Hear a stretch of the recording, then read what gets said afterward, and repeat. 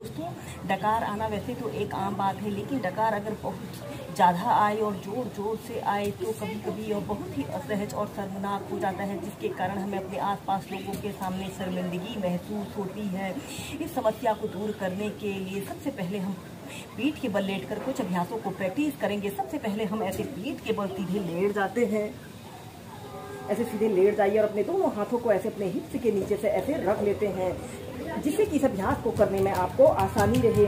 सबसे पहला अभ्यास हम करेंगे उत्तान पादासना। श्वास अंदर भरते हुए ऐसे अपने दोनों पैरों को ऐसे 30 डिग्री के एंगल में ऐसे उठा लेते हैं। आपके दोनों पैर बिल्कुल सीधे, पंजे आगे की तरफ तने हुए हों।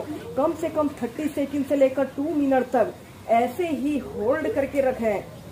यह अभ्यास करने से हमारी कोर मसल्स काफी स्ट्रांग बनती हैं और यह पेट में भारीपन, ब्लोटिंग जैसी समस्या और डकार आने की समस्या को दूर करता है। और फिर नीचे ऐसे ही उत्तान पादासना को आप 3 से 4 बार कीजिए। इसके बाद आपने श्वास अंदर भरते हुए ऐसे अपने दोनों पैरों को 90 डिग्री के एंगल में ऐसे उठा लेते हैं। आपके दोनों पैर बिल्कुल सीधे, पंजे ऊपर की तरफ तने हुए हों। इस अभ्यास को आप बॉल के सहारे एक आरामदायक स्थिति में भी प्रैक्टिस कर सकते हैं।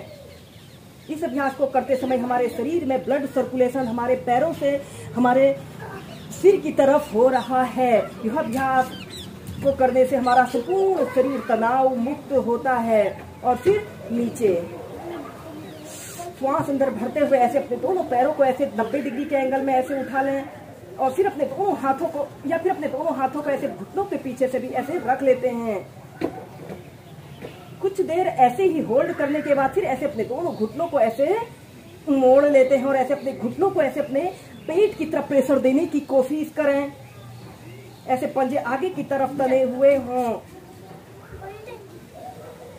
और फिर श्वास छोड़ते हुए ऐसे अपनी ठोड़ी को ऐसे अपने घुटनों के बीच में लाने की कोशिश करें।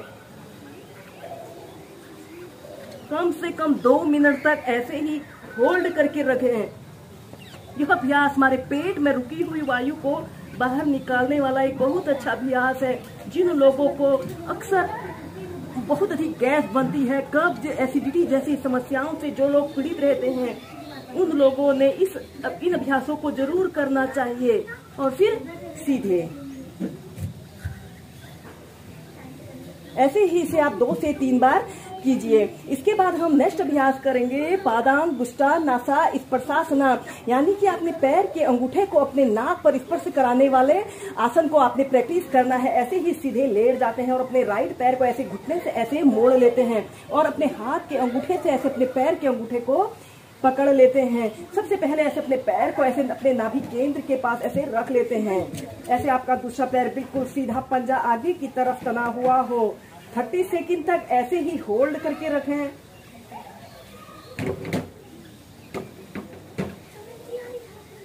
और फिर इसके बाद आपने श्वास छोड़ते हुए ऐसे अपने अंगूठे को ऐसे अपने नाक पर स्पर्श कराने की कोशिश करें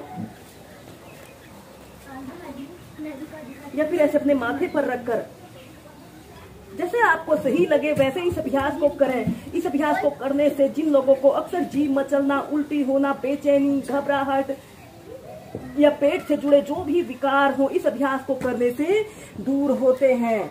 और फिर सीधे फिर दूसरे पैर से ऐसे अपने लेफ्ट पैर को ऐसे अंगूठे से ऐसे घुटने से ऐसे मोड़ लेते हैं और ऐसे अपने पैर को ऐसे सबसे पहले अपने अंगूठे को ऐसे अपने नाभि केंद्र के पास ऐसे रखते हैं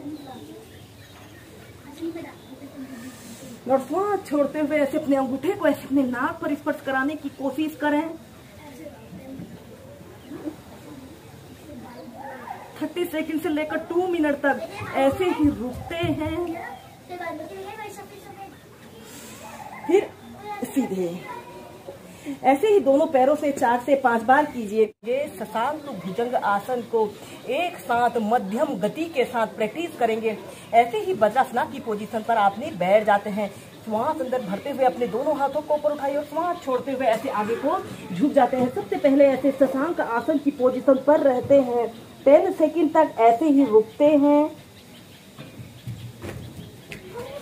और फिर इसके बाद श्वास अंदर भरते हुए ऐसे भुजंग आसन की पोजीशन पर आते हैं।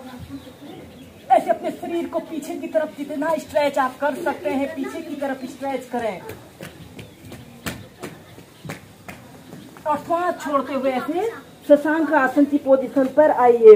इस स्थिति में ध्यान रहे आपके घुटने, आपके पंजे और आपकी दोनों हथेलियां एक जगह पर स्थिर रहे।